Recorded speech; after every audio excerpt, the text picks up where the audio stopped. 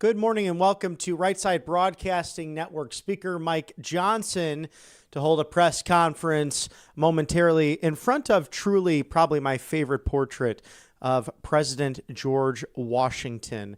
As this institution, the House, really your closest connection to our federal government at 9:55 Eastern. I'm Robert McNeely. Thank you for joining us. A big day of news within the Capitol and the White House, within your federal city, inside and outside of the Beltway. So tune in with us. Underway right now, Attorney General Pam Bondi at a Senate Judiciary Committee hearing, sparring words with the ranking member, the communist Senator Dick Durbin of Illinois, who is again gaslighting along with his fellow Democrats, not only concerning that of a shutdown, but the fact that the mayor of Chicago, Brandon Johnson, is creating ice-free zones. In case you missed it, according to the White House, Chicago mayor's ice-free zones should or shield violent criminal illegals and abandon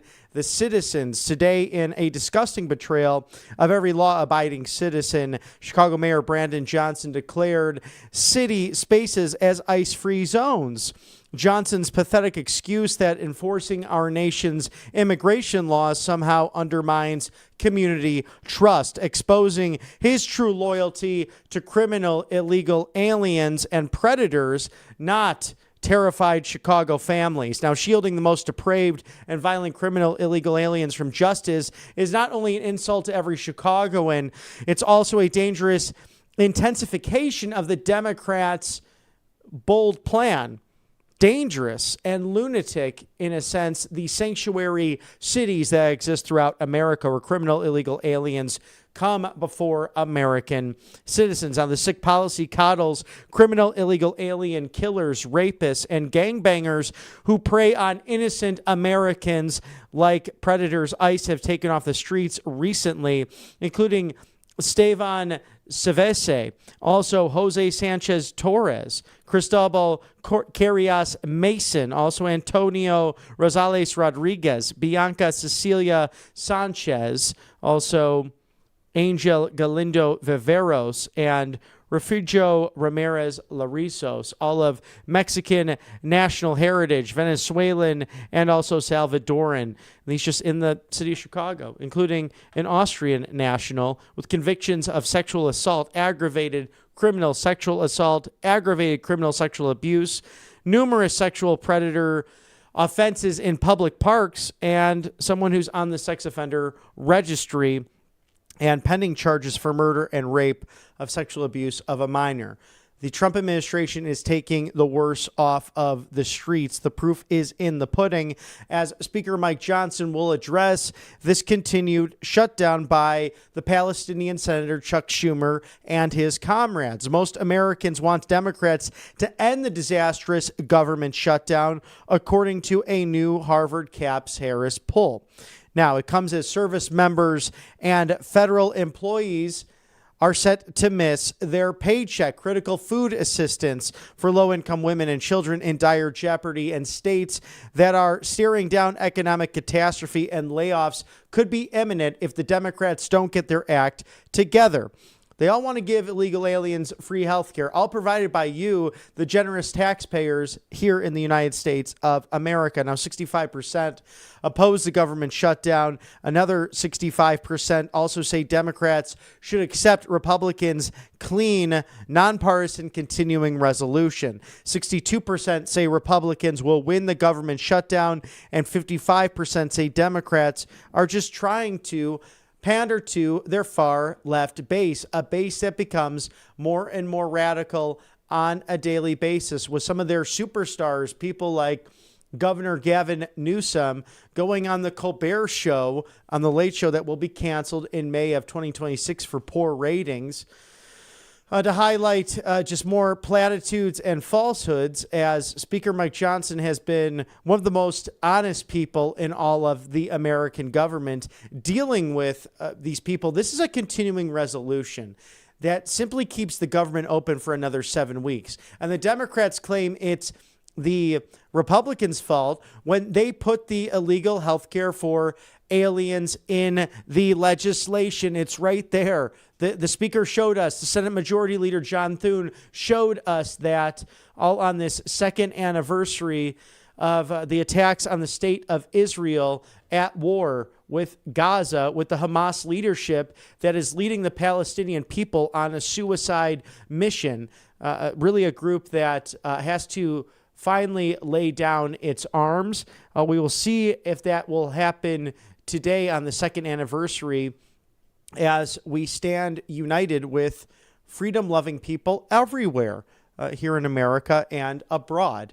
And it's very true. Wherever you stand on the issue, you can acknowledge that Israel has the right to defend itself as a sovereign nation and still want the bloodshed to end across the Middle East. That's why Arab and Muslim nations who historically opposed Israel are coming together, whether it be Turkey to Egypt, Saudi Arabia, Qatar, the UAE, Jordan, among others, supporting President Trump and Prime Minister Benjamin Netanyahu in these efforts. So a lot of news today as we go to Mike Johnson, the Speaker of the House.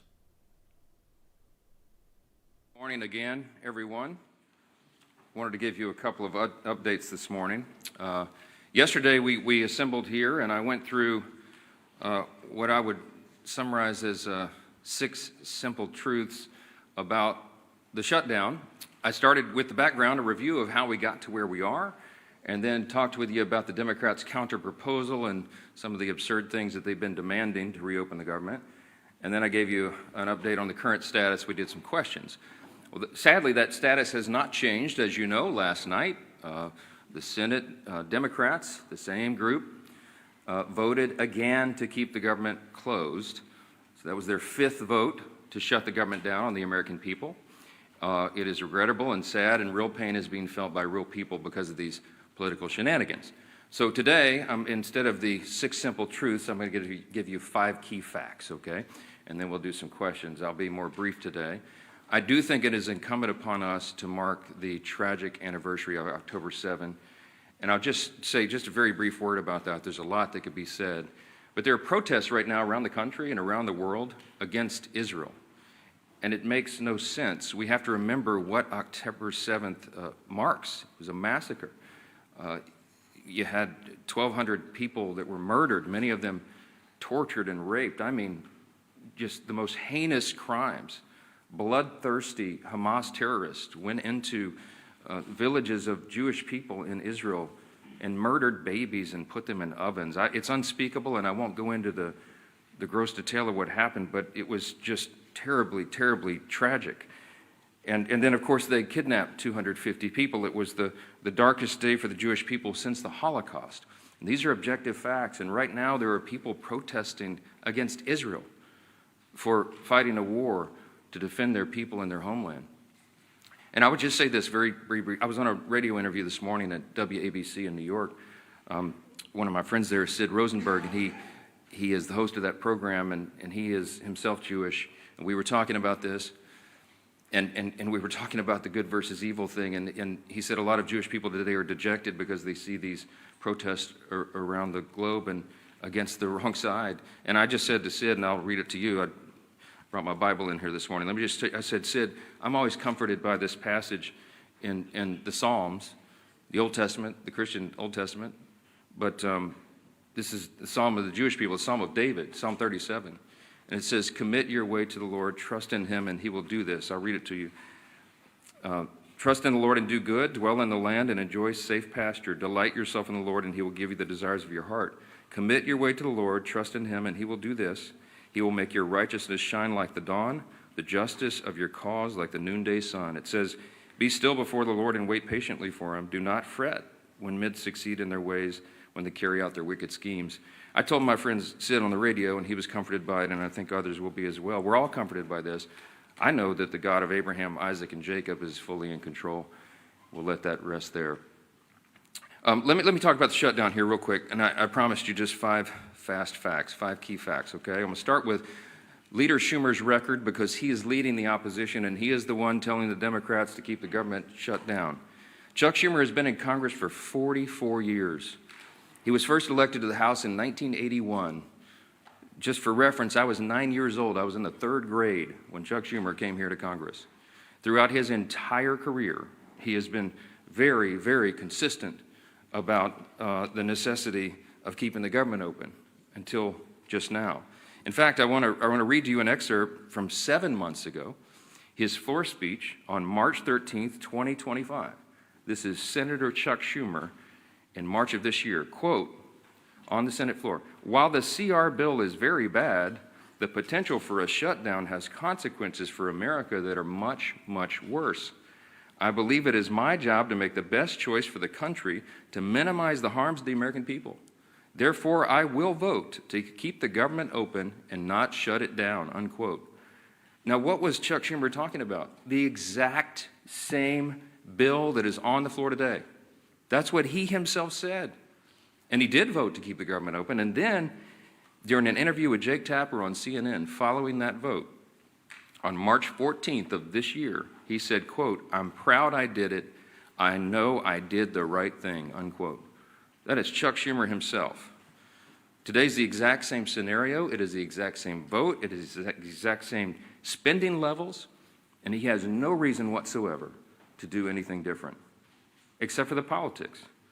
So that's fact number 2. Fact number 1 was Schumer's record. Fact number 2 is his calculation today. It is purely about politics. He is recognizing the reality of the political winds changing in the state of New York. As I mentioned yesterday, they are likely to elect a Marxist to be the mayor of New York City, and Chuck Schumer is terrified by that. He's been in Congress a long, long time, and he is not the flavor of the day. He's not far enough left for the Marxist, and he knows he's going to get a challenge from his left flank. So he has to show a fight against President Trump, no matter how ridiculous it is, no matter how distracting it may be to the actual issues of the day. He's got to do that. Democrats have been in the political wilderness since last year's election. I got a couple of numbers for you here. Just over a week ago, Quinnipiac released the latest poll, the lowest favorability rating for the Democrat Party ever recorded. They're at about 30%. 30% favorability. Democrats have hit historic lows in poll after poll since the beginning of this year. Wall Street Journal poll, CNBC poll, the Pew survey, et cetera, et cetera. You've all seen it. Many of you have reported on it, and that is a fact that is inescapable. Third fast fact this morning, the Democrats' record on the CRs. You know about Chuck Schumer's record, but they've all done it. Democrats and Republicans have worked together to pass 13 CRs to keep the government open under the Biden administration in the previous 4-year term. Democrats supported every CR close to unanimously in the House and the Senate. In fact, their average is 99%.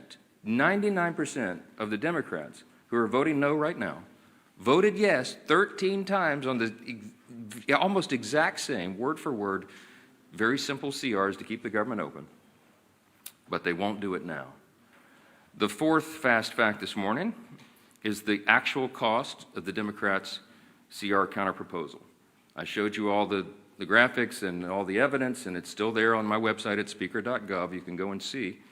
The Democrats' counterproposal, what they're demanding to reopen the government and get it working for the American people again, would result in nearly $200 billion being spent on health care services for illegal immigrants and other non-citizens. It's enough to fund the entire children's health insurance program, $200 billion. And that's just part of the $1.5 trillion in new spending that they want to hoist upon the American people for big liberal wish lists in the middle of a very simple 7-week stopgap funding measure to keep the lights on. Fifth fast fact, and I'll take your questions, the cost of the government shutdowns for real people. So this results in crippling economic losses right now. These are the latest numbers. We've been assembling these, and I'm sure many of you all have been reporting on it. Each week the shutdown continues, it will wipe out an estimated $15 billion in our gross domestic product in our country. A month-long shutdown would mean not just 750,000 federal civilian employees furloughed right now, but an additional 43,000 more unemployed Americans across the economy, because that is the effect, the ripple effect that it has in the private sector. You could go state by state and we could have charts and graphs this morning and show you what it's going to mean to every state. But what the shutdown means in the state of New York, for example, that's Chuck Schumer's state. The impact there is a decline of $1.2 billion per month in GDP. That is the pain that is being wrought. And I, again, have to mention that when you shut down, as they have, women, infants, and children nutrition programs, veterans health services, the disabled, the elderly who receive health care at home, all these programs are now being shuttered because the funding streams have stopped. We have troops, we have Border Patrol agents, TSA agents that are all serving, protecting all of us, protecting the country without pay right now. Real hardships for real families, and it cannot drag on any longer. We are pleading with the Democrats in the Senate to do the right thing. The Republicans are united 100%, and we have proven it with our votes. The President, the Republicans in the Senate, and of course the Republicans in the House have done the right thing. We have all advocated to keep the government open. We have all voted repeatedly over and over to keep the government open. And it comes down to the necessity of 60 votes in the Senate. We only have 53 Republicans. And so we have to have a handful of Democrats who will wake up and do the right thing and stop inflicting pain on the American people so that they can score political points. I'll take your questions. Yes, ma'am. Hi. Hey. I would like to know, do you think all those federal employees will receive the back pay if they keep their job? And then also, we saw in the Democrats' CR almost $500 million for PBS and NPR, $174,000 in death benefits to those 3 Democrat lawmakers' families who recently passed away, $437 million for the European Bank. Could you also comment on those 3 provisions too? Yes, I mentioned in the counterproposal, the CR for the Democrats presented, it's $1.5 trillion. And if you go through it, and we have, and you analyze what it is they're requesting, it's a list of absurd priorities. They know that we could never do that and would never do it because it's wrong. For example, they want to give $500 million back to the Corporation for Public Broadcasting. In the One Big Beautiful Bill, we eliminated that line. We don't believe that taxpayers should be funding biased news organizations and subsidizing their operations. That might have made sense 30 or 40 years ago. But you don't need that service anymore. Look how many media outlets are present in the room this morning. Media and information is ubiquitous. It's 24/7. It's live all the time, and it's on the internet. We don't need taxpayers funding that, and they were all left-leaning, biased organizations. We're not doing that again. And some of these other priorities that you mentioned, there are many that we could list that are just outrageous. It has nothing to do with the current proposal to keep the government in operation for 7 more weeks so that we continue the appropriations process. We're trying to fund the government, and you need Republicans and Democrats to work together to get that done. With regard to whether the furloughed civilian employees of the federal government will receive back pay, it is true that in previous shutdowns, many or most of them have been paid for the time that they were furloughed. But there is new legal analysis. I don't know the details. I just saw a headline this morning. I'm not read in on it, and I haven't spoken to the White House about it. But there are some legal analysts who are saying that that may not be appropriate or necessary in terms of the law requiring that back pay be provided. So I'm sure that'll be there will be a lot of discussion about that. But there are legal analysts who think that that is not something that government should do. That, if that is true, that should turn up the urgency and the necessity of the Democrats doing the right thing here. Even more pain, more than I just listed, for more people. So we got to figure it out. Back row, yes, sir. Speaker, you've spoken repeatedly since the shutdown began about the impacts on FEMA, the National Flood Insurance Program. Talk about how you're from a hurricane state. If this is a priority for you, why not bring the House back and vote on a reauthorization for NFIP or for WIC or troops pay or all those things for that matter? Well, there's a lot of issues that we need to address, and we work on flood insurance, the flood insurance program all the time, those of us in hurricane states. But the work of the House has been done, and we have to get the Senate to reopen the government so that we can come back and handle all of these very important end-of-the-year issues. There's a lot of things on the table. FEMA has sufficient resources right now to do that. We do have to extend the flood insurance program, annually, effectively, to make sure that it's there. But we'll do that. We'll do it in due course. There's a lot of end-of-year issues that are being conflated with this very simple issue of keeping the government open. And that is the first and most immediate priority, and we must use every leverage point we have to force the Democrats to do that. And that's why we're handling the schedule the way we are. Yes, sir. Yeah. Thanks, sir. You've talked about Leader Schumer's record with regard to continuing resolutions. Your record, you've voted against continuing resolutions in the past, including when Speaker McCarthy was the Speaker. How do you explain your stance now versus yours previously? Yeah, different circumstances, different times. When we did CRs in the past, you had leverage points of things that when the Democrats were trying to put their partisan priorities in, we were trying to use whatever leverage we had in the minority to take them out. Very important distinction right now. We did not put in Republican priorities in the clean CR. I could have put some of our priorities or poison pills or things that Democrats had done in the past to us. We didn't. And that's why there's nothing to negotiate right now. People say, why aren't you negotiating?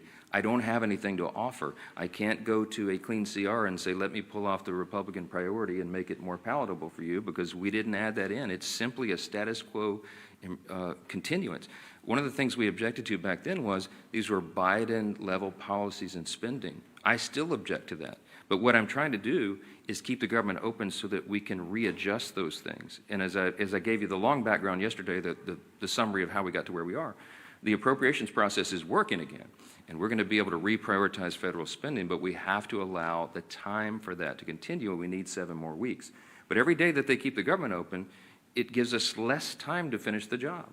I'm talking about when McCarthy was the Speaker and you guys had a majority in 2023. Yeah, well, we had divided government as well, right? The Democrats were, Chuck Schumer was over here negotiating in the Senate, and that's what's so ironic about it. When we were in the Oval Office, Chuck Schumer looked the president in the eyes and said, I've always been very fair. I've always allowed the Republicans their priorities. And I just looked at him like, oh, what? I'm sitting right here. I was the guy you were negotiating with. I called him at the 11th hour, I remember very vividly, and asked him not to put in a terrible poison pill that was a big Democrat priority that is outrageous to the conservatives. And he said, yeah, I'm sorry, Speaker, can't help you, and literally hung up on me, you know. So now he wants me to be a fair broker. I have been. I gave him much more grace than he ever deserved. Yes, sir. Jake, sorry. As a matter of principle on the back pay, I mean, understanding that there are people who have opinions about everything and analysis about everything, do you believe as a matter of principle that furloughed workers should receive back pay? Yeah, I hope that the furloughed workers receive back pay, of course. We have some extraordinary Americans who serve the federal government. They serve valiantly, and they work hard, and they serve in these various agencies doing really important work. I can tell you the president believes that as well. He and I have talked about this personally. He doesn't want people to go without pay, and that's why he pleaded with Chuck Schumer to do the right thing and vote to keep the government open. We don't want this to happen. The key point, the important point to remember here is this can stop right now. They'll get another opportunity to change course and open the government. And then we'll have all these policy debates, as we always do. This, again, is a deliberative body. We've got 535 individuals serving here between the Senate and the House. We've got to have the time to do all the deliberation, but you got to have the lights on to do it, and that's the whole point. Yes, sir. Some of your own members have expressed concern about the expiration of the ACA tax credits. Marjorie Taylor Greene has been the latest one. There are concerns that when they expire, premiums for millions of Americans would skyrocket. Why not begin negotiations on that issue right now? Because the government is closed, and as I mentioned, that's a December 31 issue. There are lots of conversations and deliberations and discussions right now, even bipartisan amongst members, about necessary changes that would have to be made, pretty dramatic changes, to even have that considered on the floor. But look, I'm not going to forecast the outcome of that. The whole point is you keep the government open, and then we have those discussions. We were always planning to have those discussions in the month of October. That's how the process works. And this is a very complicated issue. It's not a simple one. And you have, as I mentioned, there's probably 400 different ideas on the table of how to modify, change, or improve that if it is indeed going to be extended. And there's lots of concern all the way around. But there's no way that if 4 of us can go in a room and just snap our fingers and say, oh, here's the solution, let's get it done. We haven't had time to do that. And so we will, but we have to get the lights back on and get everybody here working again in their committees, through their processes, and on the floor in order to have fruitful conversations about that. So we'll hope that we'll do it. Yes, sir. Congresswoman Greene specifically said that Republicans do not have a plan to deal with health care. Congresswoman Green does not serve on the committees of jurisdiction that deal with those specialized issues, and she's probably not read in on some of that because they've still been sort of in their silos of the people who specialize in those issues. When we get the conference back and when everybody's back together, we'll go through a lot of that. I mean, I've spoken personally to a number of members in the last 3 days, Republicans, from the most conservative member to the more moderate member, with their various ideas on that. There's a lot of work that's been done on that. It's implied as if this has been some sort of ignored issue. It's not that at all. Okay, but everybody's entitled to their opinion. I mean, not everyone knows everything. Congress is a very complex organization, operation, institution with lots of things going on and lots of different areas of committees of jurisdiction. And no one member has read in on everything that happens because that would be an impossible amount of information. Yeah, let me go front. Yes, sir. President Trump yesterday expressed a willingness to work with Democrats on the health care issue. You say that's not going to happen so long as the government is shut down. Does that change your calculus that the president says that he wants to see some kind of a negotiation or discussion on this, even if the government is shut down? Yeah, I don't know if you saw his truth after that was reported, but he made very clear that, yes, he's happy to sit down and talk with Democrats about health care or anything as soon as they reopen the government. And we are 100% consistent and united on that. I spoke to the president at length yesterday about that very thing. And yes, he wants to solve problems. The president is a deal maker. He likes to figure these things out and works towards solutions. And that's why he's a bold, strong leader that America needs right now. I'm excited to work with him on that. I have the exact same opinion and position. But again, none of this can happen until the Democrats stop inflicting pain on the American people and turn the lights back on in Congress and get everybody back to work. I certainly pray and hope that they will do that and they don't drag this on for political purposes. Thank you all so much. Mr. Speaker, when will you swear in Ms. Grijalva?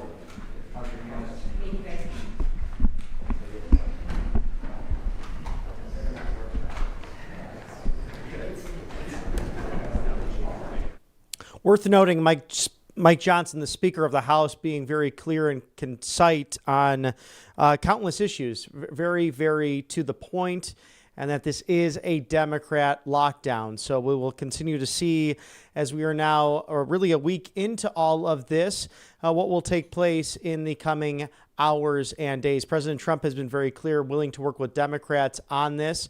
There's a completely different narrative happening from Chuck Schumer and also from the House Minority Leader, Hakeem Jeffries. So lots of news happening today.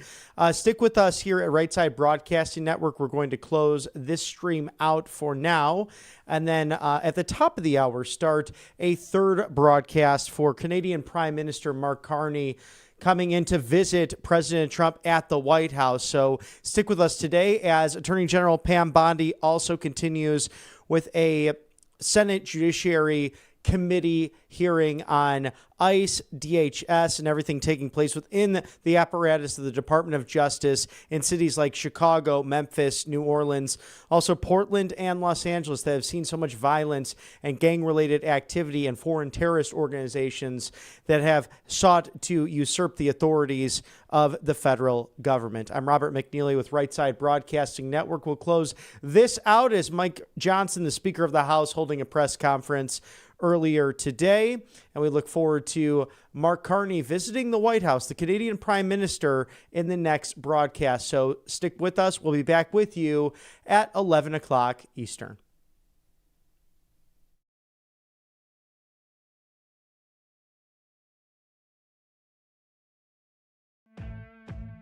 Welcome to Right Side Broadcasting Network, your trusted conservative news outlet. At RSBN, we deliver the truth when the mainstream media falls short. Since 2015, we've proudly broadcasted every single one of President Trump's iconic MAGA rallies, bringing you the excitement and energy live before anyone else. By watching RSBN, you get an unfiltered front row view of the action on the ground. We interview the crowds to give a voice to millions of Americans just like you. We show you President Trump's speeches in their entirety, free from interruptions and censorship. We cover the stories that matter to you with the integrity and passion you deserve. Thank you for choosing RSBN as your home for America First News. Together, we stand strong, united, and informed. So join us and be part of the right side of history. I'm excited to announce that we're having our biggest 3-in-1 sale ever with a limited edition product, a back-in-stock special, and a closeout deal you won't find anywhere else. So go to MyPillow.com or call the number on your screen. Use your promo code to get our MyPillow bed sheets only $29.88. Any color, any style, any size, even kings. Regular $119.98, only $29.88. Once they're gone for good. How about our My Towels? They're finally back in stock, but not for long. Get a 6-piece My Towel set, regular $69.98, now only $39.98.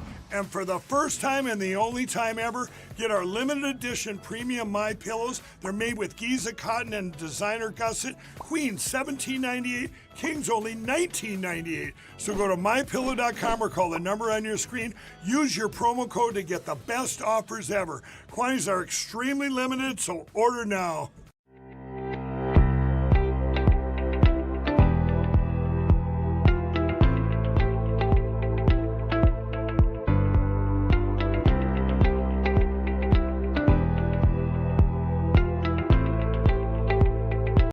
Every once in a while, something big happens, something that changes everything. And now, in a defining moment for crypto, Trump Media Group and Crypto.com are joining forces to acquire up to $6.4 billion of CRO, launching America's first ever CRO treasury, empowering the Kronos blockchain. This is more than a partnership. It's the future of finance built in America. For more, visit Crypto.com, where millions trade CRO every day.